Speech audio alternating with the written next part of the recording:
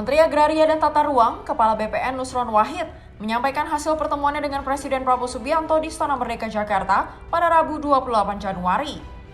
Pertemuan membahas pengendalian alih fungsi lahan sawah nasional untuk menjaga ketahanan pangan dan mendukung swasembada pangan. Nusron menjelaskan, selama 2019 hingga 2024, Indonesia kehilangan sekitar 554.000 hektar lahan sawah akibat alih fungsi menjadi kawasan industri dan perumahan. Kementerian ATR BPN pun telah mengambil langkah strategis sesuai Perpres nomor 12 tahun 2025 tentang RPJMN 2025 hingga 2030, termasuk perlindungan lahan pertanian dengan berkelanjutan. Dalam pembicaraan dengan beliau tadi kami melaporkan, kami sudah mengambil langkah-langkah, yang langkah-langkah tersebut harus kami konsultasikan sama Pak Presiden, dan alhamdulillah Bapak Presiden merestui. Langkah tersebut adalah sebagai berikut.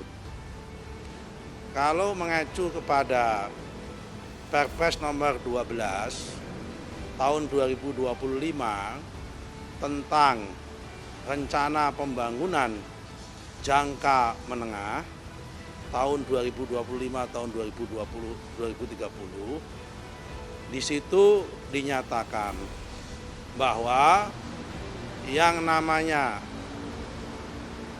lahan sawah yang masuk kategori LP2B, yaitu lahan pangan dan pertanian berkelanjutan, yaitu lahan sawah yang harus diproteksi, tidak boleh dialihfungsikan menjadi apapun selama-lamanya, itu jumlahnya harus 87% minimal dari total LBS.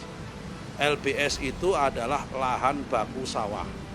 Bagi daerah yang dalam RT RW-nya belum mencantumkan LP2B 87% ke atas, semua LBS-nya kami anggap menjadi LP2B, sehingga semua sawahnya tidak boleh dialihfungsikan sampai dia menentukan mana yang sudah LP2B, mana yang tidak. Bagi daerah yang sudah mencantumkan LP2B-nya di dalam RT RW-nya tapi belum mencapai angka 87%, kami minta untuk segera melaksanakan revisi RT RW dalam waktu 6 bulan ini. Supaya apa? Supaya angkanya masuk pada level 87%, supaya sawah kita tidak hilang. Selain itu, pemerintah menetapkan seluruh lahan belum spesifik sebagai LP2B di daerah dengan RT RW yang belum mencantumkan minimal 87% LP2B. Kebijakan ini berlaku sementara hingga pemerintah daerah menetapkan pembagian lahan LP2B dan lahan yang dapat dikonversi. Langkah ini memperkuat tata ruang dan pengelolaan lahan untuk melindungi sawah nasional demi ketahanan pangan dan kesejahteraan rakyat. Tim Redaksi Tempo TV melaporkan.